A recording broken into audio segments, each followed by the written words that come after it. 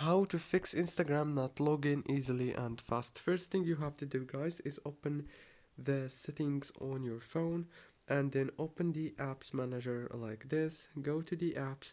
Now on this page, as you can see, it will start loading, and then all what you want to do here is search for Instagram like this and click on it. Now all what you want to do is click on this force stop to stop running the app in the background of your phone. Click on the notifications management, make sure to enable all the notifications.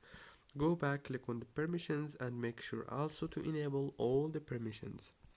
Go back and click on the data usage, disable the background data and the roaming data, and then click on the storage or the internal storage. Now all what you want to do here is click on clear data, clear cache, and now one last thing you want to do is turn off your phone, turn it on again, and don't forget to like, subscribe. Thank you for watching.